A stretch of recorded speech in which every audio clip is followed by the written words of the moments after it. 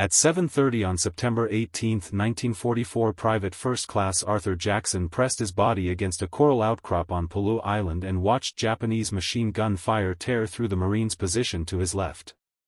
He was 19 years old and had spent only 3 days on the island with 0 confirmed kills. The Japanese had constructed 12 reinforced concrete pillboxes arranged in a half-moon arc across the southern peninsula.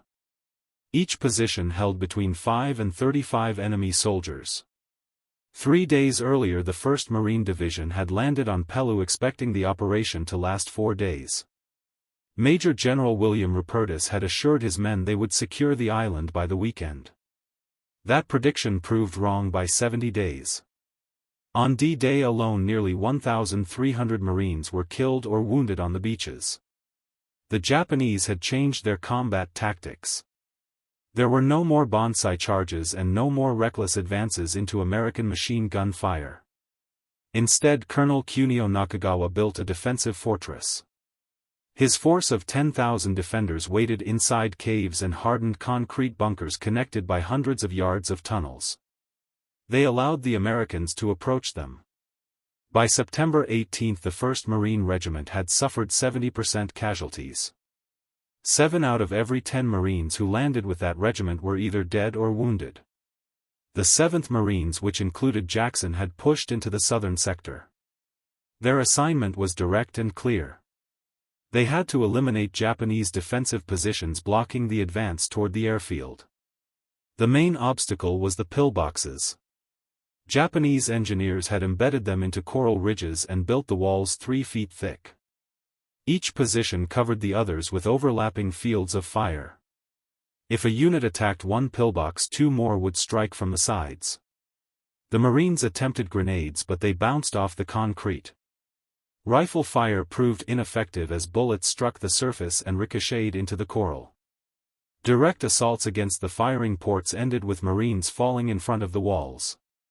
Jackson's platoon had advanced about 200 yards that morning before the left flank stopped completely. A large pillbox dominated the entire approach. Each time a Marine attempted to move, the pillbox opened fire. The platoon could not push forward and retreat was not possible. 3 men had already been killed trying to find another path around the position. The normal Marine Corps solution would have been to call tanks or artillery. The terrain on Palau made that impossible in this area. The coral ridges were steep and the approaches were narrow. Artillery fire risked hitting the Marines trapped in front of the bunker. Someone would have to cross 150 yards of open ground, reach the pillbox and destroy it at close range. The Japanese defenders inside would see anyone moving toward them. They had machine guns, rifles and grenades. The calculations were simple and severe.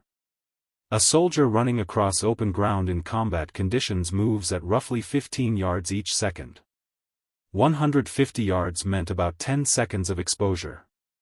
The Japanese Type 92 machine gun fired about 450 rounds every minute. In 10 seconds, a single weapon could send 75 rounds into the kill zone. The pillbox had at least 2 machine guns. No Marine was expected to survive that distance. Officers understood it. Sergeants understood it. Jackson understood it as well. Yet he also realized that every minute his platoon remained pinned down, more Marines would fall. The left flank needed to advance or the entire attack would fail. Waiting for a solution that might never arrive meant accepting continued losses. Jackson loaded his Browning automatic rifle with a fresh 20-round magazine. He filled his pockets with as many grenades as he could carry.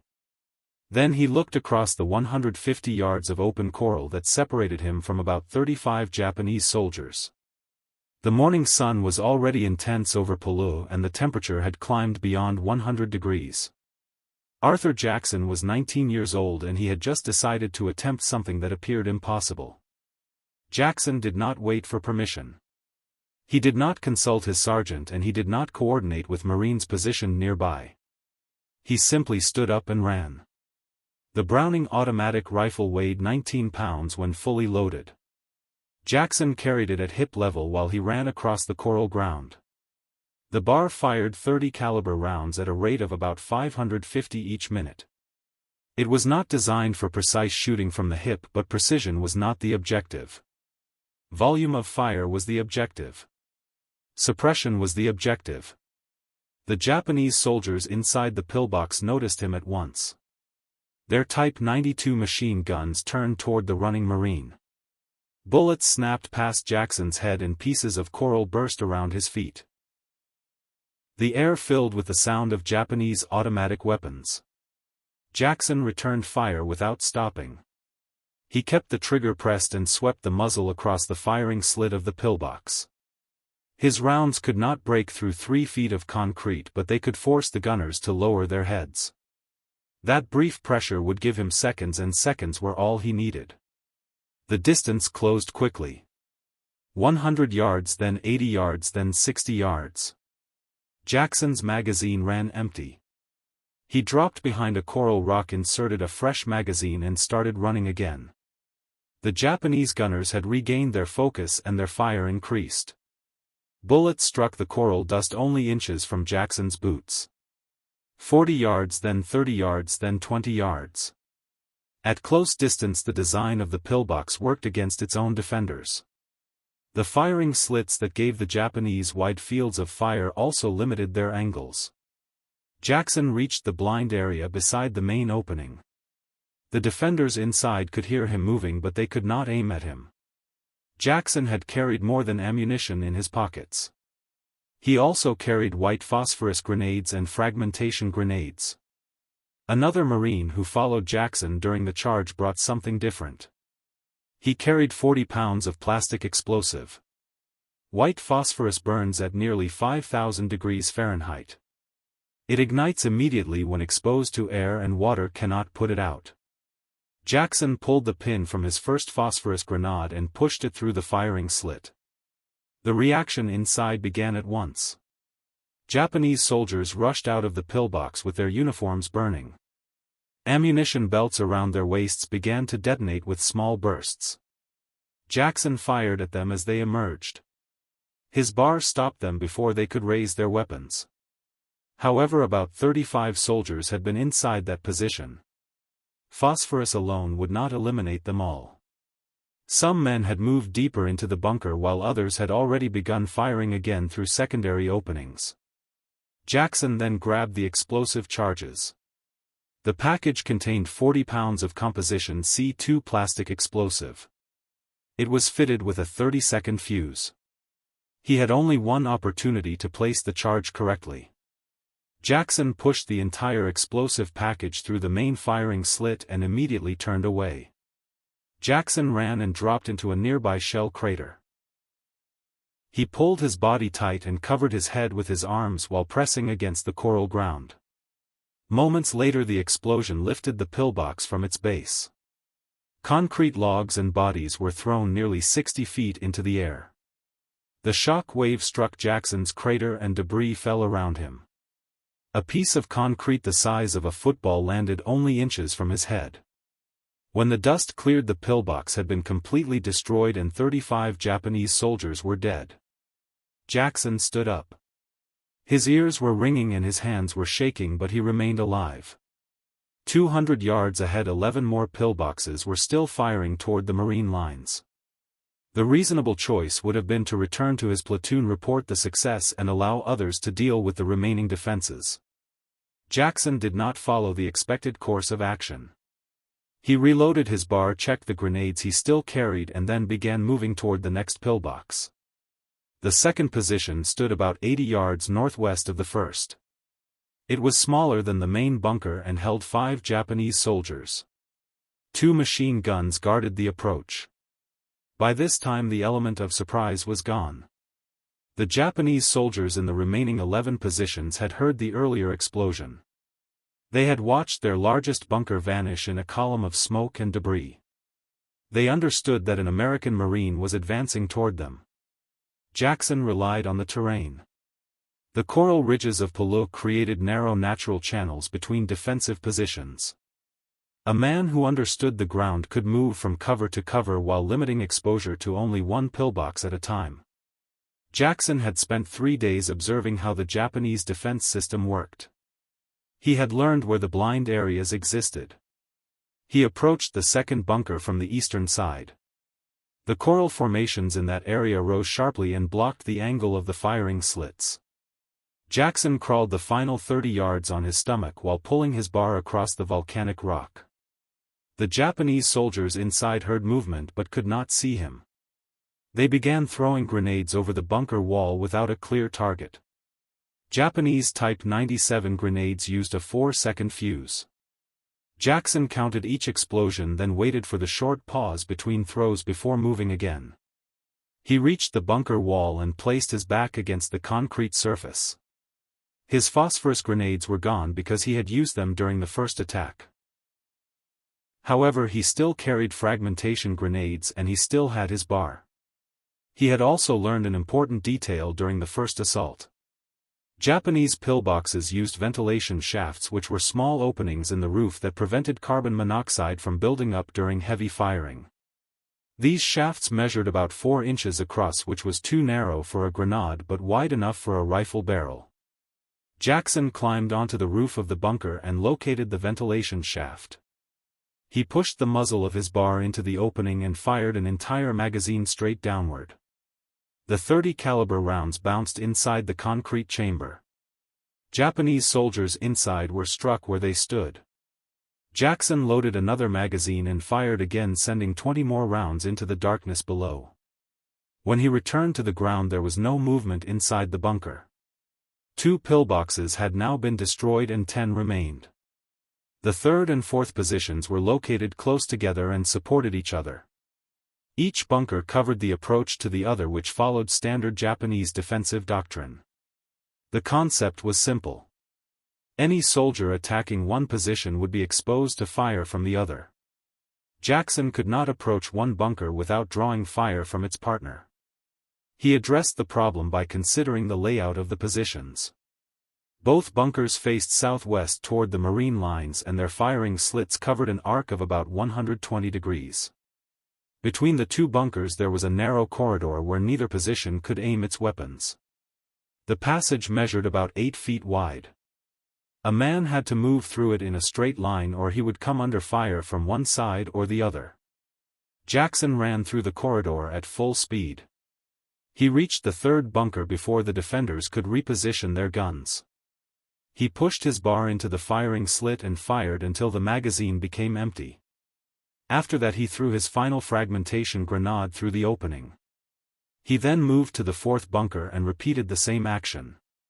4 pillboxes had now been destroyed and about 55 Japanese soldiers were dead.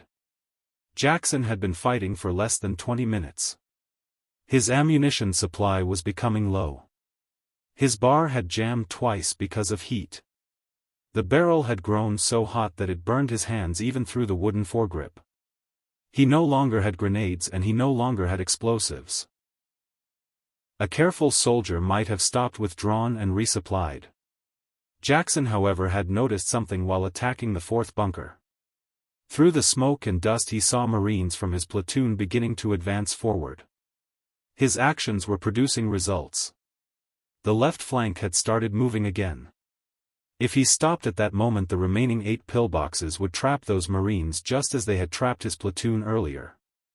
More soldiers would fall in front of those concrete defenses.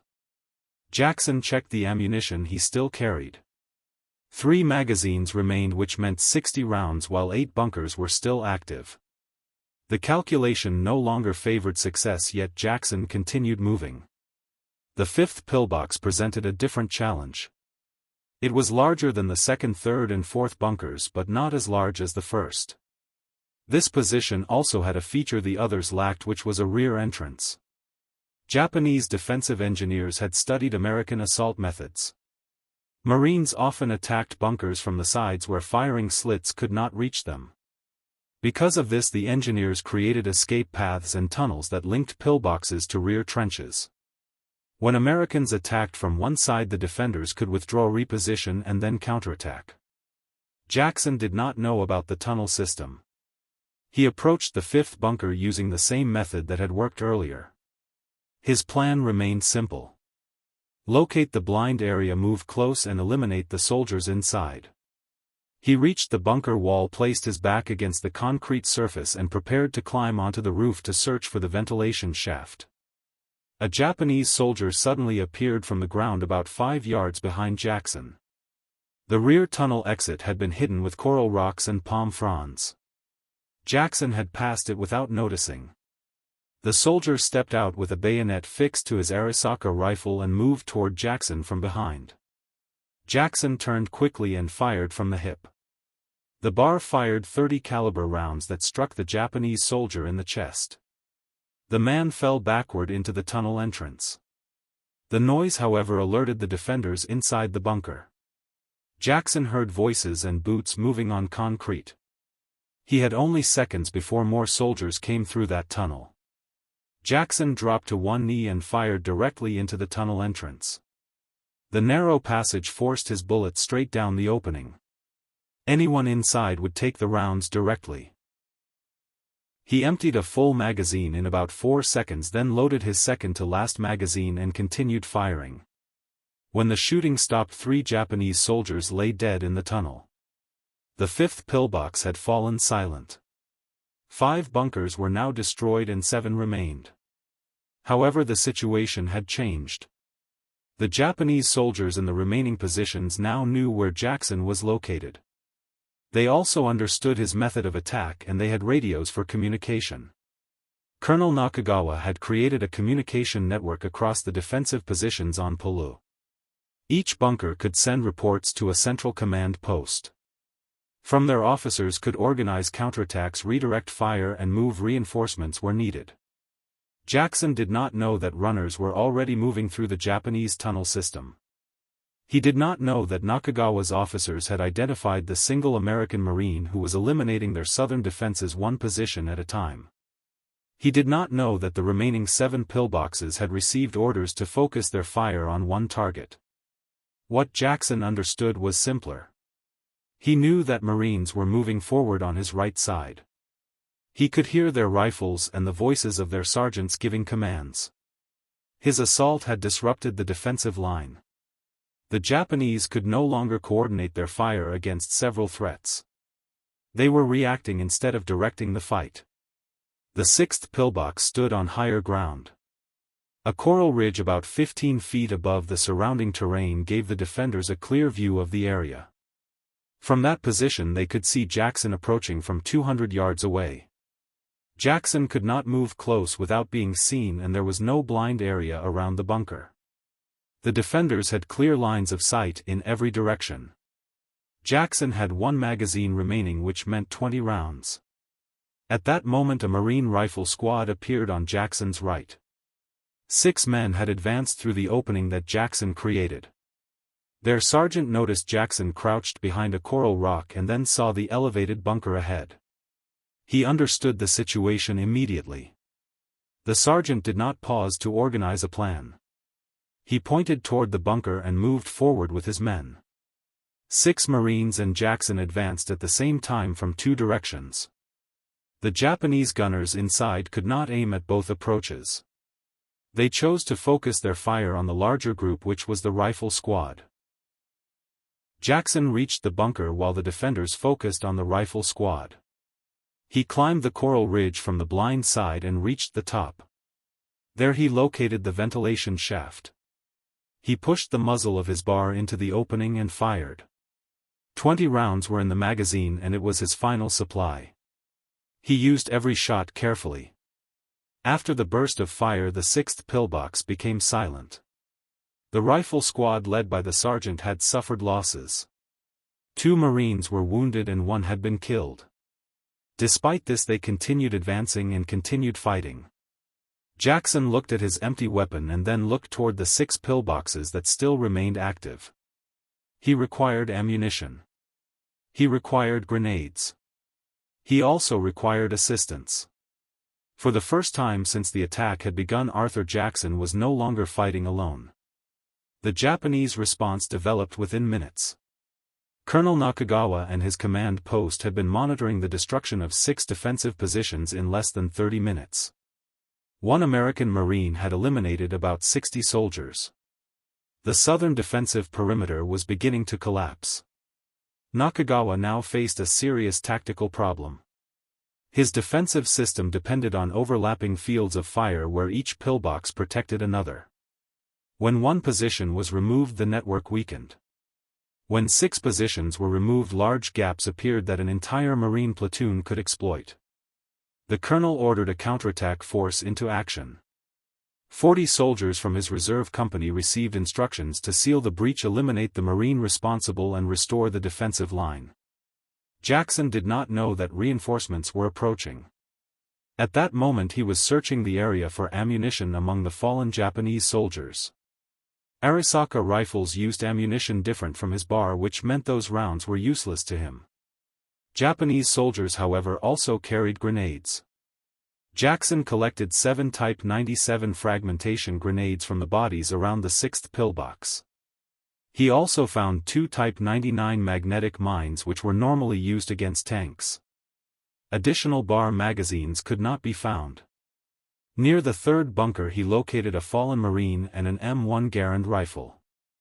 The Garand used 8 rounds of .30 caliber ammunition, which matched the caliber of the bar. Jackson adjusted his approach. He removed ammunition from the Garand clips and loaded individual rounds into his empty bar magazines by hand. The process was slow and required patience, but it eventually provided 40 rounds, which filled 2 magazines. The rifle squad that had assisted him with the 6th pillbox was reorganizing nearby. Their sergeant had been wounded in the shoulder, yet he remained capable and continued giving instructions with hand signals. The squad had lost 1 Marine killed and 2 wounded. 3 Marines were still able to fight. Jackson and the 3 Marines prepared to attack the 7th pillbox when the Japanese counterattack arrived. 40 soldiers appeared from a tunnel exit about 200 yards to the north. They moved forward in 2 columns. There was no shouting and no reckless charge. They advanced as disciplined infantry, moving through the coral ridges with rifles ready. The Marines noticed them first. The squad bar gunner opened fire, but his weapon jammed after only 3 rounds. Coral dust had entered the mechanism. He moved behind cover and began clearing the malfunction. Jackson stepped forward to fill the gap. He braced his bar against a coral outcrop and fired controlled bursts. 5 rounds followed by a pause, then another 5 rounds. Ammunition was limited, so every shot had to be used carefully. Every bullet had to strike its target. The Japanese formation quickly spread out. Some soldiers moved behind rocks while others continued advancing to close the distance. Their return fire increased. Bullets passed overhead and fragments of coral struck Jackson in the face. The 3 Marines joined the fight with their Garand rifles. Each rifle carried 8-round clips and they fired with careful aim. The sharp sound of empty clips ejecting marked the pace of the exchange. Japanese soldiers began to fall. 10, then 15. Yet more continued moving forward. They still had numbers, discipline, and clear orders to regain the ground. Jackson fired until his first magazine was empty. He then loaded his final 20 rounds. The Marines beside him were using their last clips. The squad bar gunner had cleared his weapon but possessed only 1 magazine. The balance of the fight again turned against them. For Americans with perhaps 60 rounds faced about 25 Japanese soldiers who continued advancing. At that moment the coral ridge behind the Japanese line erupted with explosions. The 7th Marines had moved 3 rifle platoons through the openings created by Jackson earlier. 40 Marines armed with rifles, bar weapons and grenades had maneuvered around the Japanese counterattack force. They waited for the correct moment to strike, and that moment had arrived. The Japanese soldiers were suddenly trapped between 2 American elements. Jackson and the 3 Marines remained in front while 40 Marines attacked from behind. The crossfire proved decisive. Japanese soldiers fell in groups. Some attempted to retreat toward the tunnel entrance, but Marines stopped them before they reached it. Within less than 3 minutes the counterattack ended. 40 Japanese soldiers lay dead across the coral ground. The final reserve defending the southern perimeter had been eliminated. 6 pillboxes still remained. Jackson now had ammunition, grenades and 40 Marines ready to support the next attack. The largest bunker complex on the southern peninsula stood 300 yards ahead. 3 pillboxes formed a triangle and supported each other with strong defensive coverage. The remaining Japanese defenders had gathered in this final strongpoint. Jackson checked his weapon, then looked at the Marines forming around him. The final engagement was about to begin. The triangular position represented the strongest defensive arrangement on the southern peninsula. 3 pillboxes each protected the approaches to the other 2. Around 30 soldiers occupied the bunkers along with a network of rifle pits and fighting holes linking the positions. Standard Marine doctrine usually required heavy bombardment before attacking a fortified system of this size. Naval gunfire, airstrikes, or at least mortar support from the regiment would normally prepare the ground. None of those options were available. Naval guns had moved to assist operations elsewhere. Marine Corsair aircraft were engaged against targets on the northern ridges. Mortar crews could not fire because Marines were already advancing through the same area. 43 Americans would take the triangle using rifles, grenades, and the leadership of a man who had already shown that reinforced concrete would not stop him. Jackson organized the assault in less than 2 minutes. He used hand signals and pointed toward each target. The Marines divided into 3 groups. Each group would attack 1 pillbox at the same moment. Jackson chose the center bunker, which was the largest and had the strongest field of fire. The Marines began their advance at 0847. They had been fighting for more than an hour and the temperature had risen above 105 degrees. Dehydration was affecting several men and some were showing signs of heat exhaustion. Despite this, they continued forward. Jackson led a group of 12 Marines toward the central pillbox. The approach required crossing 60 yards of open ground with no cover and no concealment. Only volcanic rock lay across the path under the Pacific sun. The Japanese defenders opened fire when the Marines reached the halfway point. 2 men fell within the first 3 seconds. 1 died immediately and another was wounded in the leg. The remaining 10 continued running. They had learned from Jackson's earlier actions that speed improved survival and hesitation increased danger. Jackson reached the bunker wall first. He pressed against the concrete and pulled the pin from a Japanese grenade. The Type 97 grenade used a fuse of 4 to 5 seconds. Jackson counted to 2 and then threw the grenade through the firing slit before moving down for protection. The explosion stopped 1 machine gun, but the bunker contained 2 firing positions. The second gun continued firing. Marines outside were still being hit by enemy fire. Jackson pulled another grenade. He counted the seconds and threw it through the opening. Another blast followed and the second machine gun stopped firing. Jackson then climbed onto the roof and located the ventilation shaft. He pushed the barrel of his bar into the opening and fired his remaining rounds into the darkness inside the bunker. Voices and shouts came from below the concrete and then everything became quiet. The center pillbox was neutralized. To his left, the first assault group had already reached their objective. A Marine corporal forced a satchel charge through the firing slit. The resulting explosion destroyed a large section of the bunker roof. Japanese survivors came out of the damaged structure and Marine rifle fire cut them down immediately. On Jackson's right, the third group faced stronger resistance. Their target bunker had a reinforced entrance that faced away from the advancing Marines. Soldiers inside were throwing grenades at a speed that prevented the Americans from moving closer. Jackson did not stop. He ran across the open ground between the bunkers. Bullets struck the coral around his boots and 1 round grazed his thigh, but he continued moving. He reached the third pillbox from its blind side, which the other Marines could not reach because the entrance faced the opposite direction. Jackson climbed onto the structure and found the ventilation shaft. He had 2 grenades left. He dropped both into the opening. The blasts killed the defenders inside. 3 pillboxes had been destroyed in less than 4 minutes and the triangular position was finished. Jackson, however, had been wounded. The bullet that touched his thigh had cut deeper than he first believed. Blood soaked his trousers and his left leg grew weaker with each step.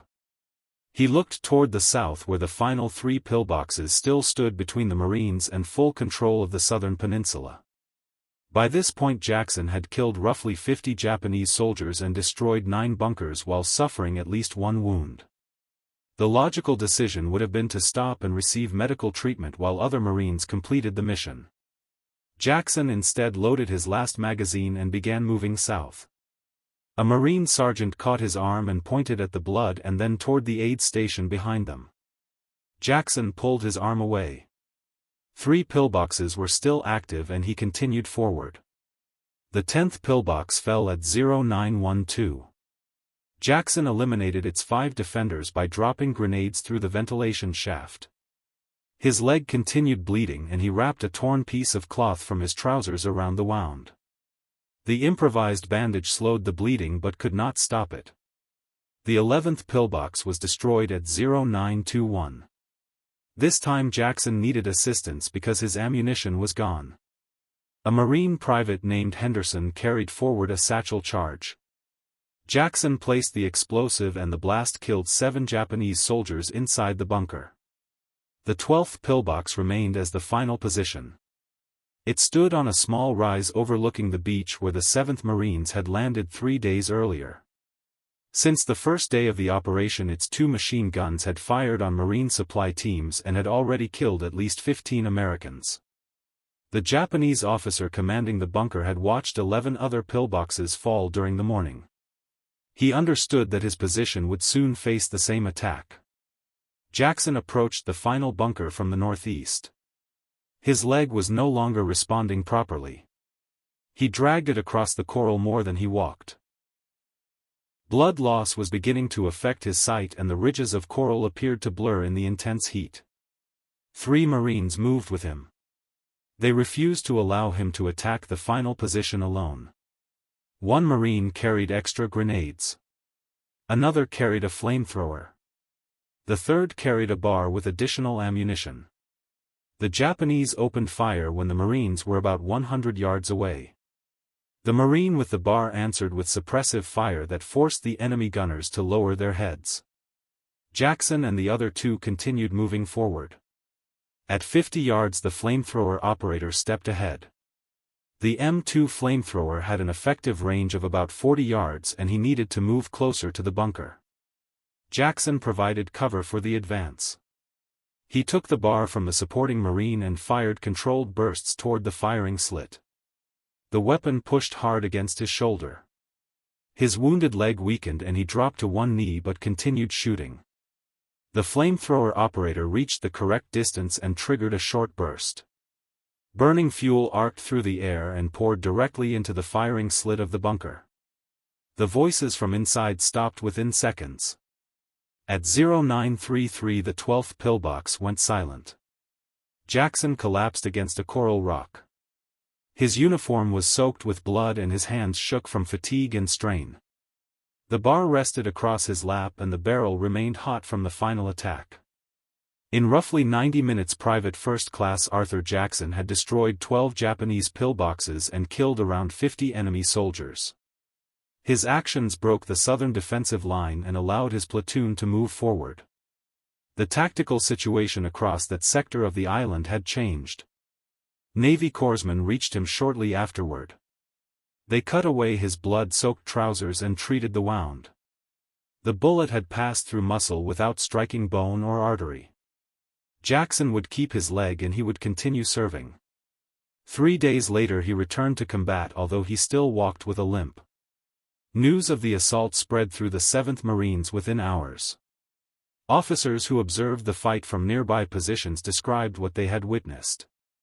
A single Marine had attacked fortified positions that normally required much larger forces. One bunker after another had been destroyed and dozens of defenders were dead. The regimental commander forwarded a report to division headquarters which then moved to higher command. By the time the battle was declared secure on November 27 the name of Arthur Jackson had reached the desk of Chester Nimitz. The recommendation for the Medal of Honor was submitted in early October. The citation recorded every bunker destroyed and every action taken during the 90-minute assault. The paperwork moved quickly through the command chain. On October 5, 1945, Harry S. Truman stood in the White House as the war had already ended and Japan had surrendered. Arthur Jackson, who was then 20 years old, stood at attention while the president placed the Medal of Honor around his neck. The citation described 12 pillboxes and 50 enemy soldiers and praised his courage and determination beyond the call of duty. After the ceremony, Jackson returned to Oregon. He carried the medal and also a limp that never fully healed.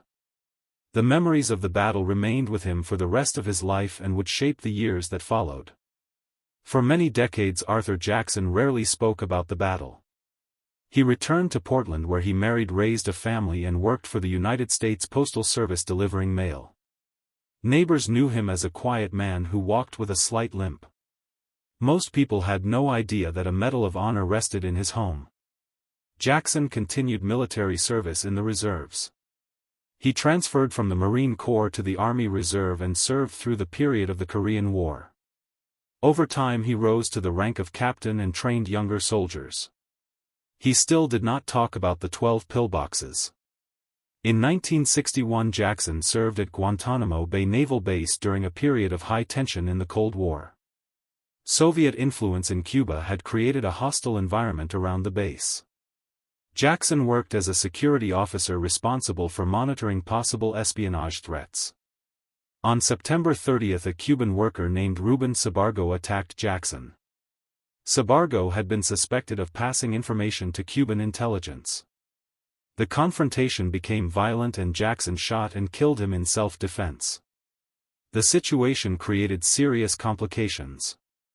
Jackson buried the body and reported the shooting to his superiors, but the case became entangled in Cold War politics. Jackson asked for a court-martial so his actions could be reviewed publicly and his name cleared. The Marine Corps denied that request. In 1962, he left active service and the event remained with him for many years. He had killed 50 men in battle and received the Medal of Honor. He had killed one man at Guantanamo and received silence. Time slowly changed the perspective on his life. Jackson continued serving in the Army Reserve until 1984. He retired with the rank of captain after 40 years of combined military service.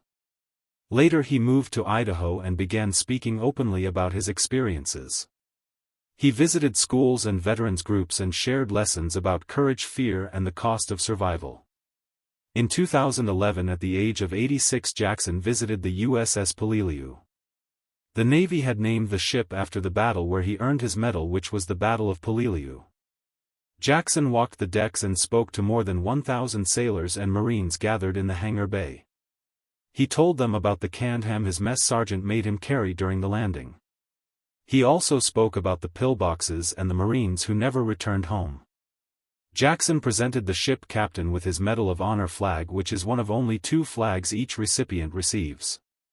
The captain had the flag framed and placed in the Ship Hall of Heroes beside photographs of the 8 Marines who earned the Medal of Honor during the battle. Jackson was the final surviving recipient from that fight. On June 14, 2017, Arthur Jackson died in Boise, Idaho at the age of 92. Marines from Bravo Company Marine Barracks, Washington served as body bearers and carried his remains. He received full military honors during burial at the Idaho State Veterans Cemetery.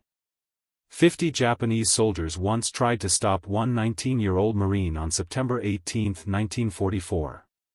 None of them succeeded. The Marine lived 73 more years. If this story moved you, please press the like button so more people can discover it. Subscribing and enabling notifications helps preserve historical stories that might otherwise disappear.